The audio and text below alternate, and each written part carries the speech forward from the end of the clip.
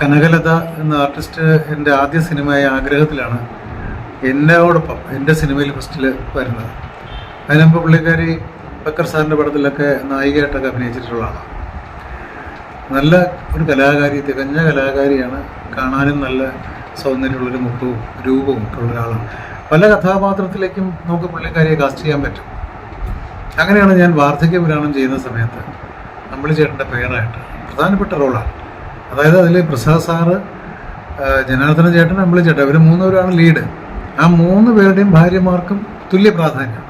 അതിൽ അമ്പിളി ചേട്ടൻ്റെ ഭാര്യയായിട്ടാണ് പുള്ളിക്കാരി വരുന്നത്. ആ സിനിമ സക്സസ് ആയിരുന്നു എന്ന് മാത്രമല്ല, ആ സിനിമയിലെ കനകലതയുടെ പെർഫോമൻസ് വളരെ നല്ലതായിരുന്നു. അവിടുന്ന് പിന്നെ പുള്ളിക്കാരി ഒത്തിരി നല്ല വേഷങ്ങൾ, വലിയ വലിയ പടങ്ങൾ ഒക്കെ അഭിനയിച്ചു. പക്ഷേ പെട്ടെന്നാണ് ഈ നമ്മളെയൊക്കെ വളരെ സങ്കടത്തിലാഴ്ത്തിക്കൊണ്ട് ഒരു മരണം സംഭവിച്ചത്. ഞാനിന്ന് ആ വീട്ടിൽ പോയിരുന്നു. അവരുടെ ബന്ധുക്കൾ പറയുന്ന ഓരോ കാര്യങ്ങൾ കേൾക്കുമ്പോൾ ഒത്തിരി വിഷമം തോന്നി. കാരണം ഒരു കലാകാരി ജീവിതത്തിൽ അനുഭവിക്കാവുന്നതിൻ്റെ മാക്സിമം അവർ അനുഭവിച്ചു. കലയിൽ, സിനിമയിൽ കുറച്ച് സമ്പാദ്യം ഒക്കെ ഉണ്ടാക്കി വീട് ഒക്കെ ഉണ്ടെങ്കിൽ പോലും ഒരു മനസ്സമാധാനമില്ലാത്ത ജീവിതമായിരുന്നു എന്നുള്ളതാണ് ബന്ധുക്കൾ മുഴുവൻ പറയുകയുണ്ടായത്.